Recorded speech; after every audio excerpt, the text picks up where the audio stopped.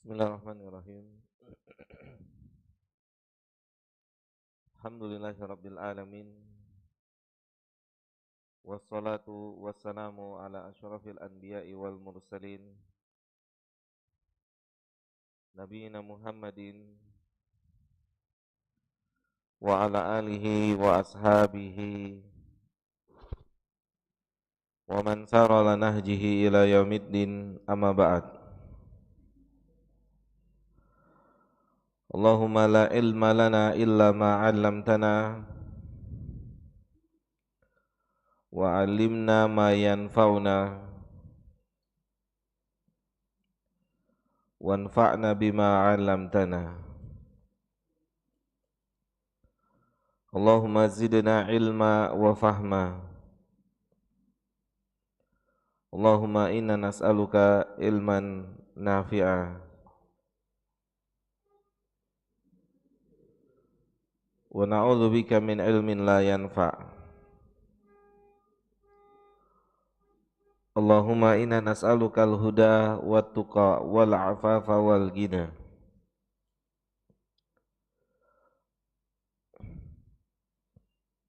Allahumma arinal haqqa haqqa warzuqna tibaa wa arinal batila batila warzuqna ijtinaba. Allahumma ighfir lana wa liwalidina wa li azwajina wa li masyayikhina wa li a'immatina wa li sairil muslimina wal muslimat. Uhayyikum bitahiyyatil Islam. Assalamualaikum warahmatullahi wabarakatuh.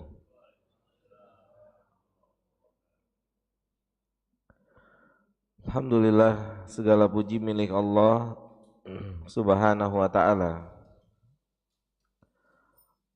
Rabb semesta alam, yang dengan rahmat dan kasih sayangnya kita bisa berada di tempat yang mulia ini untuk melakukan aktivitas yang mulia, yaitu belajar ilmu agama. Dan kita memohon kepada Allah Subhanahu wa taala dan berharap kepada Allah Subhanahu wa taala, semoga Allah memberikan kita semua taufik dan hidayahnya di dalam majelis ini, sehingga kita bisa mendapatkan berbagai macam manfaat-manfaat yang telah Allah janjikan yang terdapat di dalam majelis ilmu.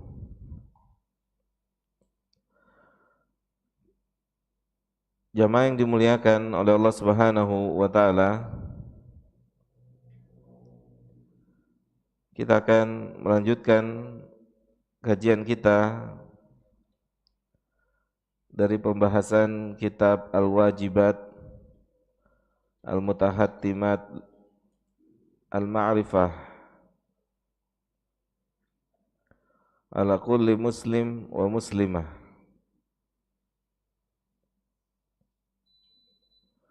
Kewajiban-kewajiban yang patut dan layak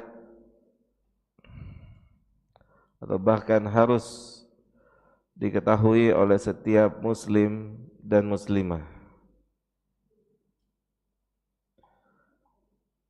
Selayaknya dan sepatutnya, bahkan semestinya setiap muslim dan muslimah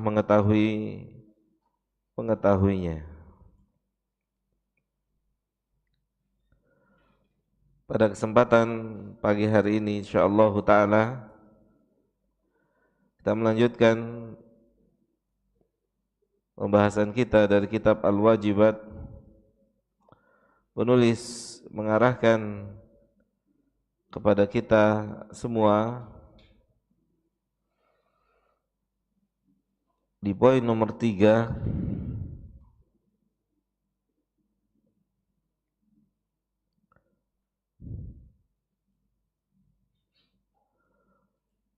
yaitu beliau mengatakan anna man ata'a ar-rasula wa wahadallah la yajuzu lahu muwalatun man hadallah wa rasuluhu walau kana aqrabu qaribin.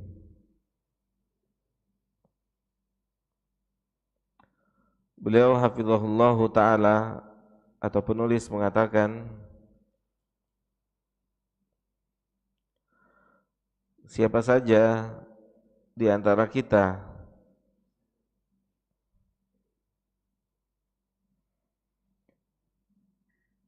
yang mentaati Rasul sallallahu alaihi wasallam, yang berusaha untuk mentaati Rasul,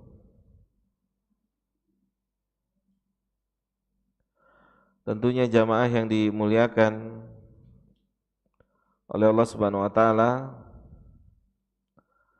mentaati Rasulullah sallallahu alaihi wasallam adalah bagian dari konsekuensi cinta kepada Allah Subhanahu wa taala. Seseorang tidak mungkin bisa mendapatkan cintanya Allah. Siapapun kita tidak mungkin bisa mendapatkan cintanya Allah Subhanahu wa ta'ala.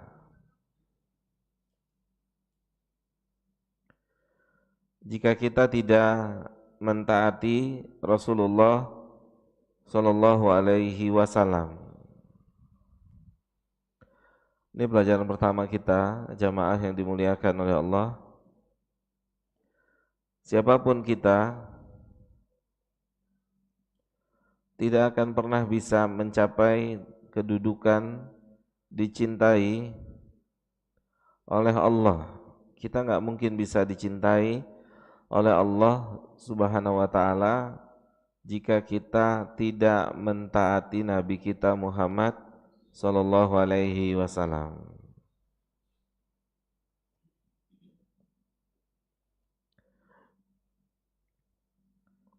Karena jamaah yang dimuliakan oleh Allah Subhanahu wa taala,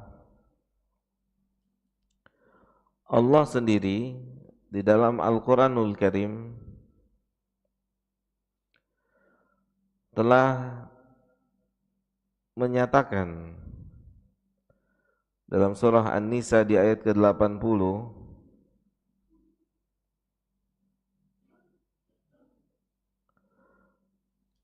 man yuti'ir rasula faqad ata Allah. Allahu jalla dzikruhu mengatakan, siapa saja yang mentaati Rasulullah sallallahu alaihi wasallam, siapa saja yang mentaati Rasul sallallahu alaihi wasallam. Oleh karena itu mungkin jamaah sering mendengar lafaz ada sunnahnya atau tidak. Mungkin di antara kita sering mendengar lafaz itu. Ada sunnahnya atau tidak. Dicontohkan atau tidak oleh Nabi kita Muhammad sallallahu alaihi wasallam. Maka kita jamaah harus terbiasa dengan lafaz ini. Ada sunnahnya atau tidak. Untuk meyakinkan hati kita kalau yang kita lakukan bisa mendatangkan cintanya Allah. Karena bisa jadi jamaah, ketika kita menganggap atau ketika kita melakukan satu perbuatan yang kita kategorikan sebagai perbuatan ketaatan, kita kategorikan atau kita masukkan sebagai sebuah perbuatan ketaatan.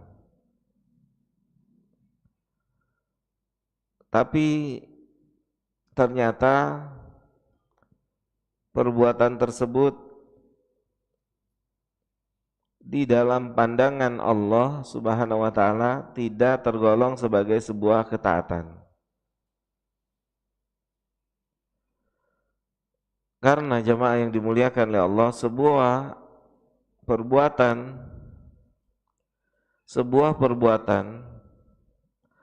masuk dalam kategori ketaatan atau tergolongkan dalam kategori ketaatan,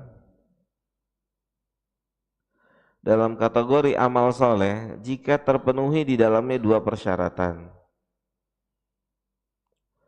Syarat yang pertama adalah keikhlasan karena Allah Subhanahu wa taala. Dan syarat yang kedua, amal yang dilakukan atau dikerjakan, dicontohkan, diperintahkan atau disetujui oleh Nabi kita Muhammad sallallahu alaihi wasallam. Dua perkara inilah yang menjadikan sebuah amal masuk dalam kategori amal ketaatan. Dan jika jamaah yang dimuliakan oleh Allah, sebuah amal tidak terpenuhi dua kategori ini, tidak adanya keikhlasan atau tidak adanya kecocokan dengan perintah Nabi atau sunnah Nabi, atau tidak ada salah satunya, maka para ulama kita mengatakan amal seperti ini tidak dikatakan atau tidak masuk dalam kategori amal ketaatan, tidak digolongkan sebagai kategori amal soleh. Walaupun manusia menamakannya sebagai amal soleh, walaupun manusia menamakannya amal soleh, walaupun manusia menamakannya sebuah kebaikan,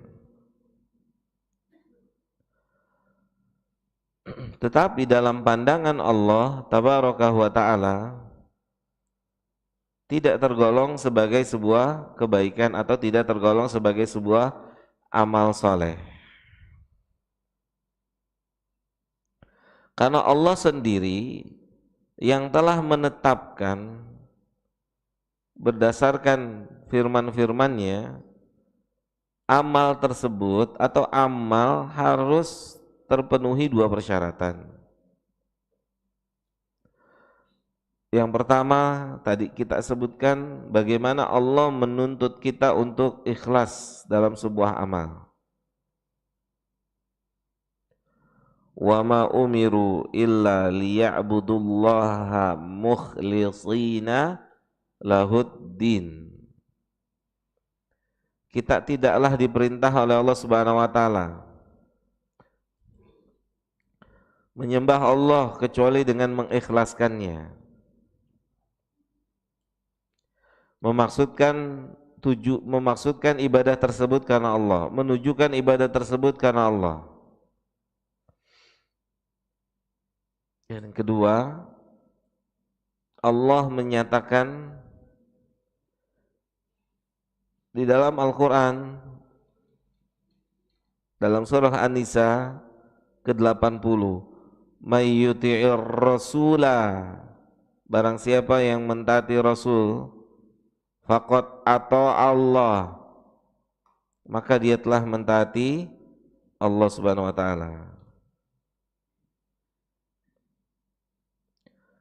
Al-Imam Ibnu Katsir mengatakan di dalam tafsirnya,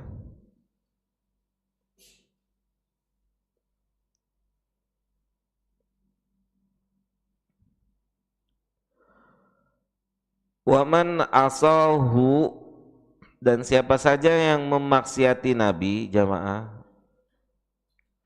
definisi memaksiati Nabi adalah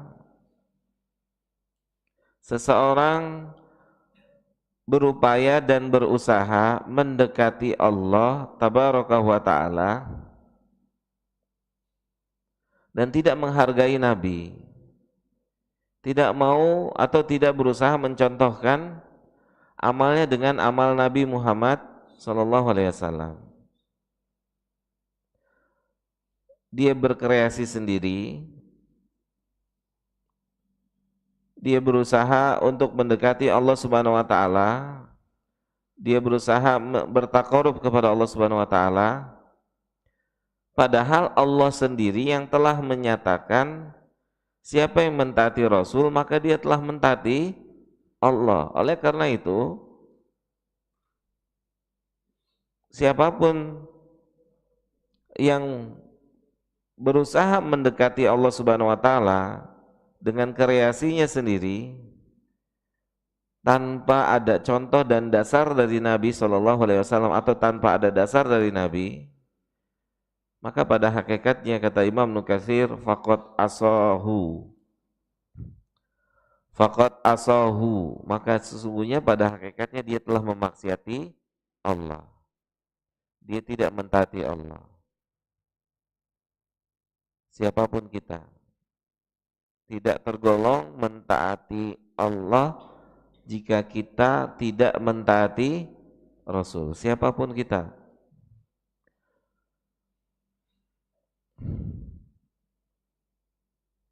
Ini perlu jadi perhatian bersama untuk kita jamaah. Siapa di antara kita yang tidak ingin dicinta oleh Allah Subhanahu wa ta'ala? Siapa di antara kita yang enggak ingin disayang sama Allah?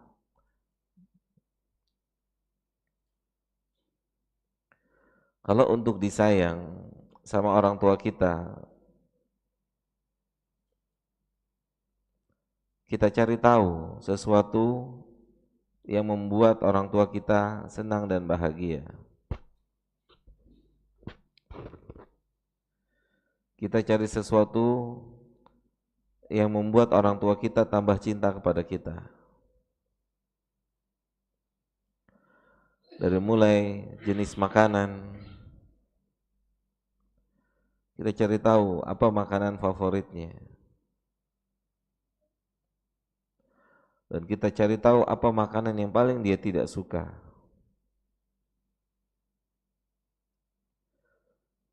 Karena bisa jadi dan boleh jadi ketika kita memberikan sesuatu kepada keduanya, ternyata keduanya tidak menyukai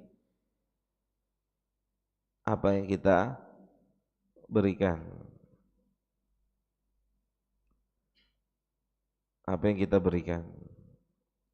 Kita misalnya kita sangat atau kita membelikan untuk kedua orang tua kita makanan yang paling lezat buat kita. Misalnya kita belikan dari jenis buah-buahan, durian, musangking misalnya. Dan musangking itu favorit kita. Kemudian kita cinta sama ibu dan bapak kita.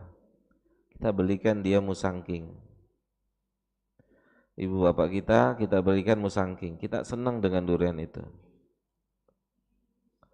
Dan kita nggak cari tahu, ternyata durian buah yang paling dia tidak suka, hatta musangking. Yang gritnya itu di atas durian montong. Dan ibu bapak kita ternyata nggak suka durian. Begitu kita ke rumahnya, baru turun dari motor, dia udah cium, tunggu, jangan masuk dulu. Ibu kita mau muntah, bapak kita mau muntah. Kenapa? Karena cium aroma durian. Bawa durian ya? Iya, jangan dibawa masuk, Itu jemaah. Itu untuk orang tua kita. Padahal musangking buah yang paling kita favoritkan dari jenis durian. tapi orang tua kita nggak suka, tetap kata dia jangan dibawa masuk, jangan dibawa masuk. Karena ada orang baru cium aja sudah mau muntah, sahih.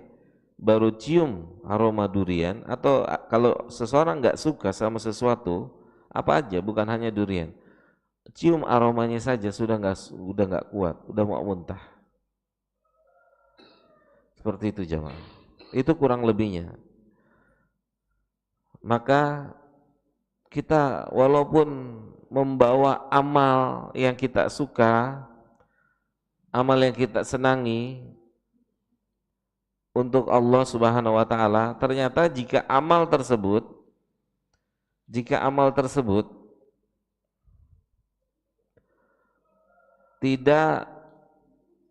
membuat Allah suka kepada kita, ternyata amal tersebut tidak membuat Allah suka kepada kita, karena kita tidak mencari tahu apa yang Allah suka, apa yang Allah Subhanahu wa taala suka.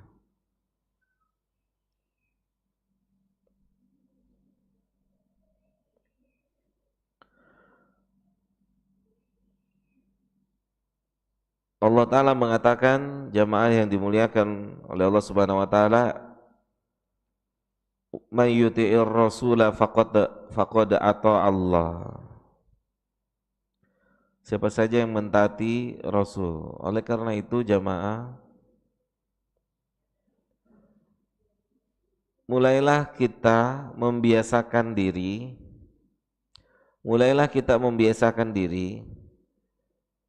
dalam mendekatkan diri kita kepada Allah dengan bertanya pada diri kita sendiri, yang kita lakukan ada sunnahnya atau tidak, ada contohnya atau tidak, ada dasarnya atau tidak dari Nabi kita Muhammad Sallallahu Alaihi Wasallam. Mulai kita membiasakan lafaz ini, minimal untuk diri kita sendiri. Ini ada dasarnya dari Nabi atau tidak? Ini ada petunjuknya dari Nabi kita Muhammad SAW atau tidak? Mulailah terbiasa dengan lafaz ini. Mulai terbiasa. Kalau kita mau dicinta oleh Allah, kalau kita mau dicintai oleh Allah Tabaraka wa ta'ala, mulailah dengan, atau biasakanlah dengan lafaz ada sunnahnya atau tidak, ada dasarnya dari Nabi atau tidak. Tidak bisa jemaah, enggak bisa. Allah enggak terima, berarti kita enggak menghargai Allah. Kita tidak menghargai Allah saat kita beramal tidak mencontoh Nabi kita Muhammad Sallallahu Alaihi Wasallam. Pihak pertama yang tidak kita hargai pencipta kita sendiri. Siapapun kita, ketika kita melakukan, mengatasnamakan sebuah amal dalam rangka mendekatkan diri kepada Allah tanpa mencontoh Nabi, tanpa berusaha mencocokkan dengan Nabi Sallallahu Alaihi Wasallam, maka pihak pertama yang kita kecewakan adalah Allah. Karena Allah menginginkan, menetapkan agar kita melihat Nabi Muhammad SAW sebelum kita mendekatkan diri kita kepada Allah Subhanahu wa ta'ala, agar kita melihat apakah yang kita lakukan ada dasarnya, ada arahannya dari Nabi kita Muhammad SAW. Dan ini bukan perkara yang sederhana jamaah, ini bukan perkara yang sederhana, ini perkara cinta dan bencinya Allah, cinta dan bencinya Allah.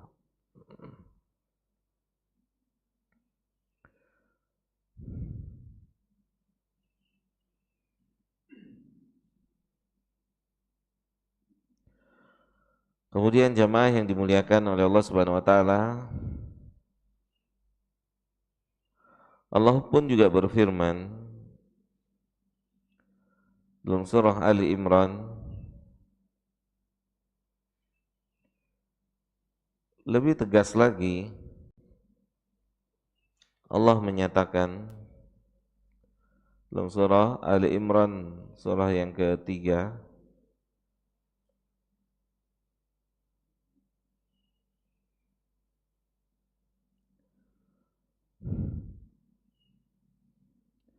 Di ayat yang ke-31.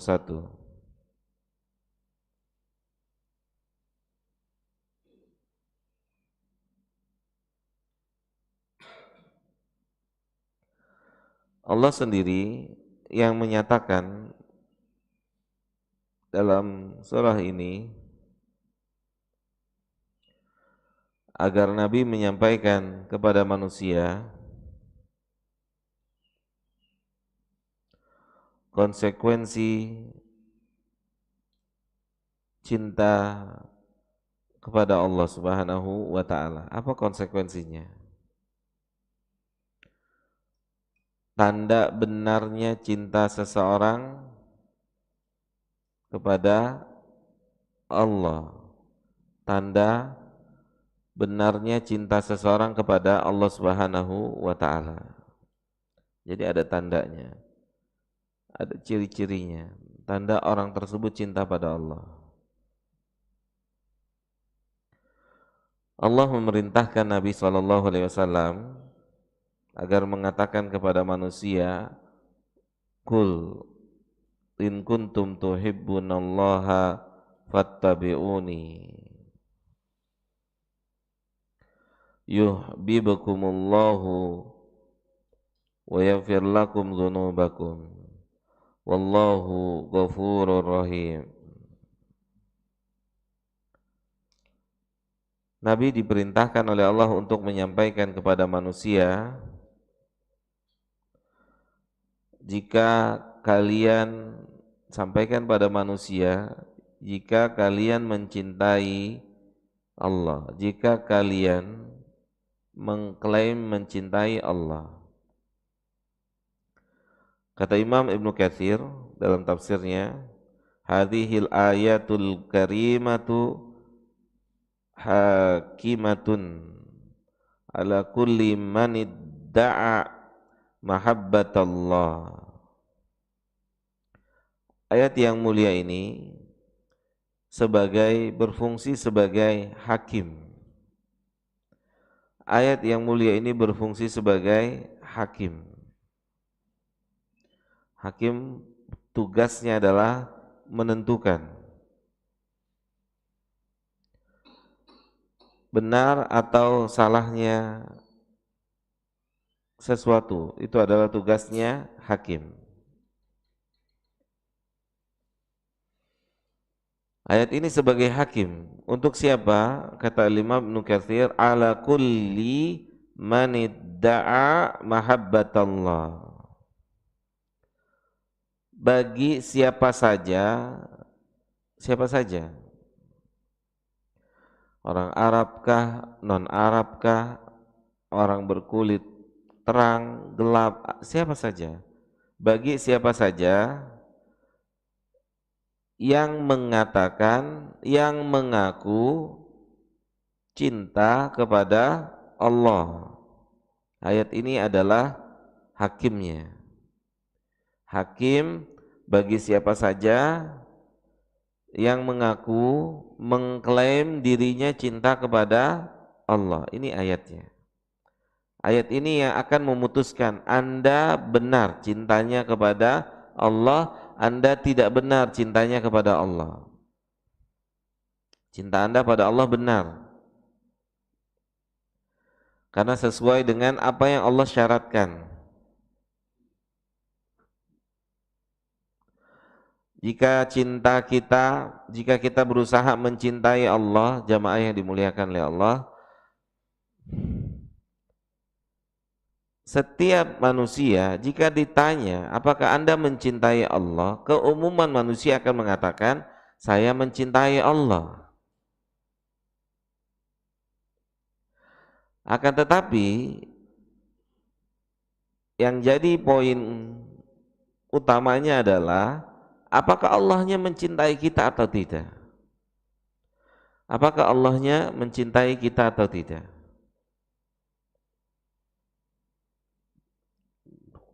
Dan Allah telah memberikan arahan agar cinta kita tidak bertepuk sebelah tangan, atau bahkan cinta kita tidak dianggap. Allah kasih informasi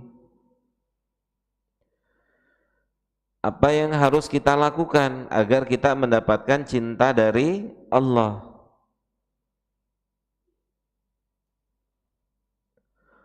Maka ayat inilah sebagai informasinya. Ayat inilah sebagai petunjuknya dari Allah Subhanahu wa taala untuk kita semua jamaah yang dimuliakan oleh Allah.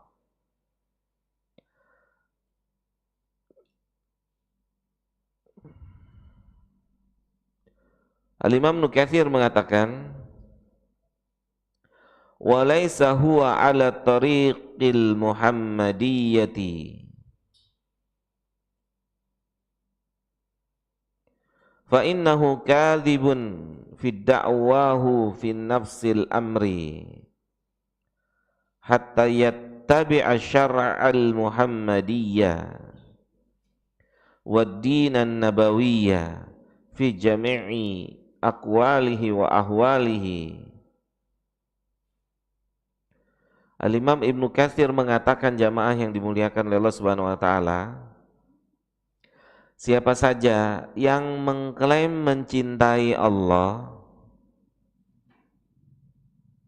siapa saja yang mengira dan menduga dia telah mencintai Allah, maka ayat ini menginformasikan jika kita perjalanan hidup kita, terutama perjalanan beragama kita, tidak berada di atas ajaran Nabi kita Muhammad Sallallahu Alaihi Wasallam,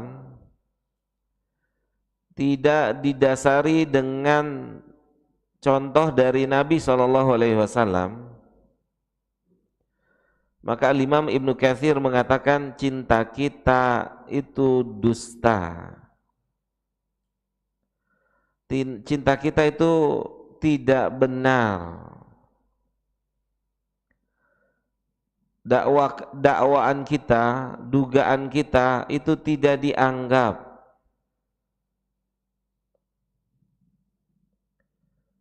Tidak dianggap kita mencintai Allah.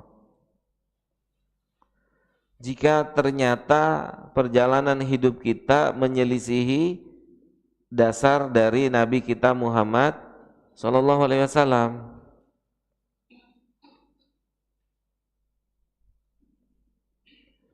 Maka kita dari sini sudah bisa mendapat jawaban.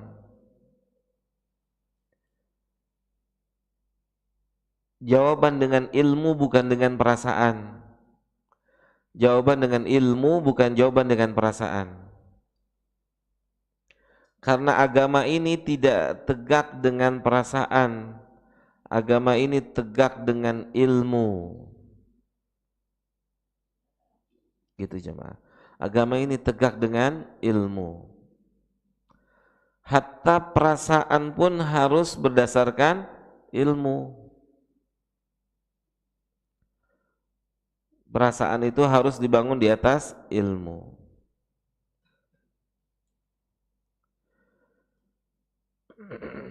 Ilmu dalam ayat ini menyatakan walaupun kita mengklaim mencintai Allah, melakukan ketaatan, tapi ayat ini menyatakan tidak.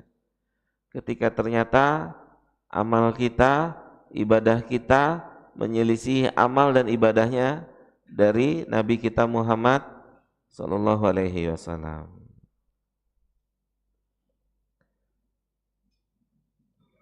Hatta yattabi asyara'al Muhammadiyah. Jika kita ingin dicintai oleh Allah, maka segera kita melakukan evaluasi dan perbaikan. Segera kita melakukan evaluasi dan perbaikan. Walhamdulillah, segala puji milik Allah Subhanahu wa taala. Allah memudahkan kita hari ini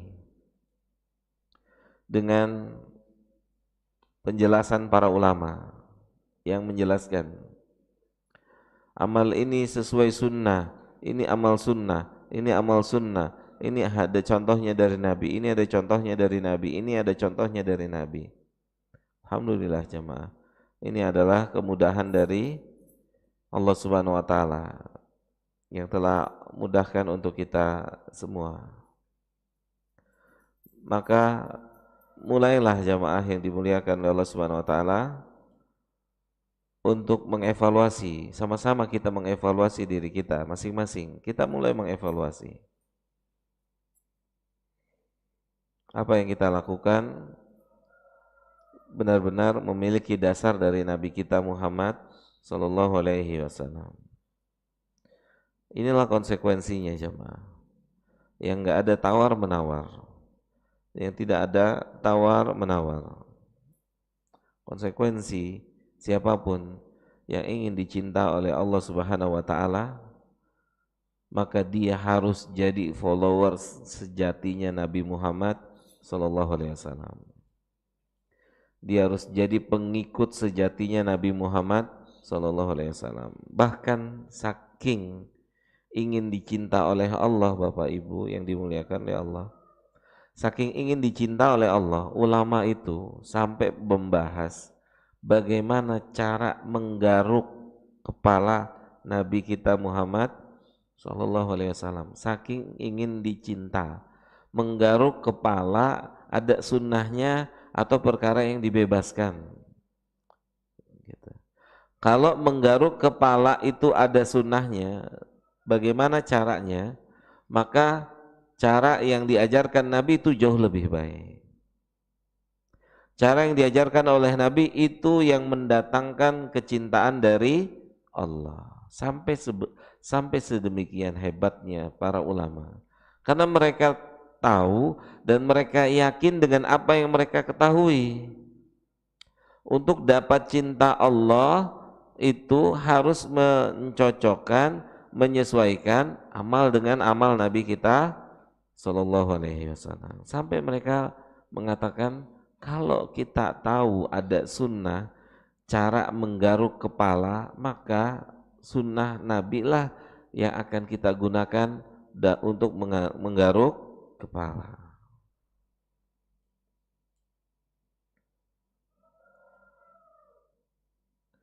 Maka mulai jamaah, mulai kita, karena Masya Allah ini bukan perkara yang ringan. Ketika kita duduk di dalam majelis ilmu, bagaimana sunnah Nabi mengajarkannya. Ketika kita keluar dari masjid, apa sunnah Nabi yang harus kita ucapkan? Adakah? Kemudian menggunakan kaki sebelah mana? Kanankah? Kirikah? Ketika kita masuk masjid, bagaimana sunnah Nabi? Apakah ada doa yang diajarkan oleh Nabi? Ketika kita masuk masjid, kaki mana yang harus kita dahulukan? Ketika kita masuk masjid, apa yang pertama kali harus kita lakukan? Dudukkah? Salatkah? Baca Qurankah? Cari tahu. Ketika kita masuk kamar mandi, adakah petunjuk dari Nabi dalam masuk kamar mandi? Cari tahu jamaah. Begitu jamaah. Itu tanda kita benar-benar bersungguh-sungguh mau dicinta oleh Allah. Jadi mengikuti sunnah Nabi dapat keutamaan yang besar, yaitu dicintai oleh Allah Subhanahu wa taala. Mengikuti sunnah Nabi keutamaannya sangat besar, itu memperoleh kecintaan dari Allah. Naik kendaraan, apa yang harus kita baca? Apa petunjuk Nabi? Berhubungan suami istri, apa petunjuk Nabi? Mana yang boleh, mana yang tidak boleh? Apa yang harus kita baca? Mendidik anak, sholat, ada sunnah Nabi dalam pakaian, dalam apa yang diucapkan. puasa, ada sunnah Nabi. Apa aja sunnah Nabi? Dari mulai sahur, kemudian sampai berbuka, sampai qiyamul lail dan seterusnya jamaah. Mulailah membiasakan diri kita dengan bertanya, ada sunnahnya atau tidak? Ada sunnahnya atau tidak? Mulai membiasakan itu. Karena jamaah, walaupun keumuman manusia mengerjakan sesuatu amal dan kita belum mengetahui amal tersebut datang dari Nabi, maka buat kita bertahan terlebih dahulu tidak ikut beramal. Karena yang menentukan pahala adalah amal tersebut ada dasar dari Nabi atau tidak.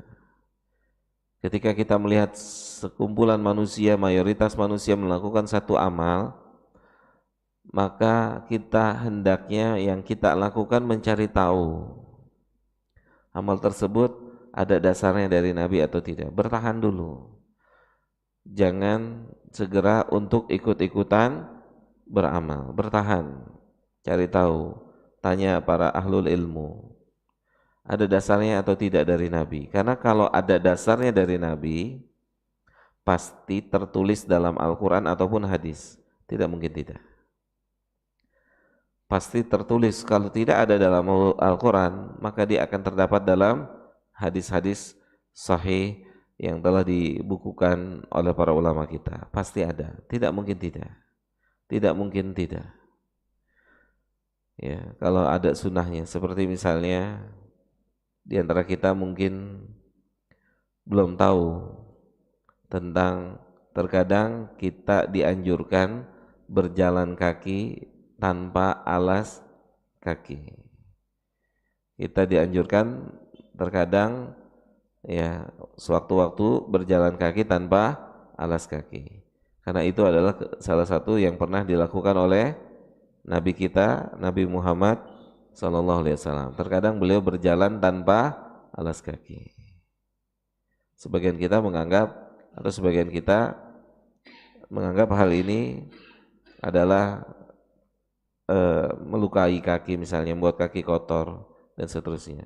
Tapi padahal sekali-sekali kita berjalan tanpa alas kaki dalam rangka mengikuti sunnah Nabi SAW. Kata para ulama, ikutilah sebaik-baik petunjuk, yaitu petunjuk daripada Nabi kita Muhammad SAW.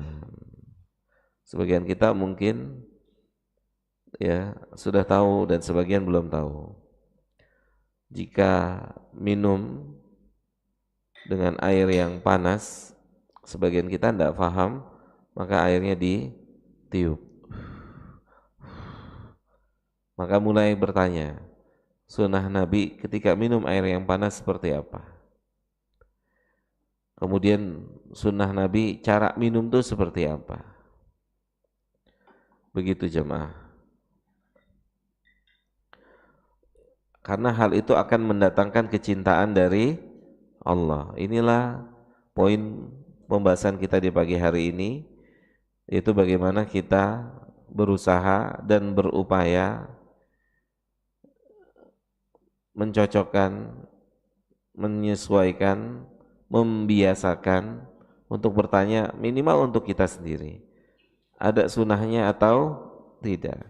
Ada dasarnya atau tidak dari Nabi kita Muhammad SAW. Ya,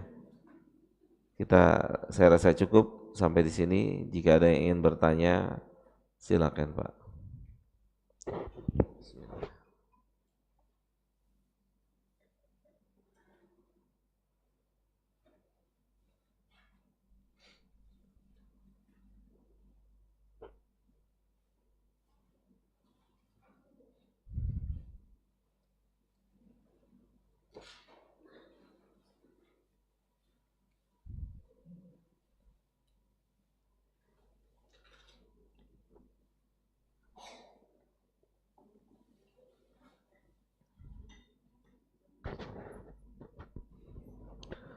Baik, Bapak Ibu yang dimuliakan oleh Allah Subhanahu wa taala,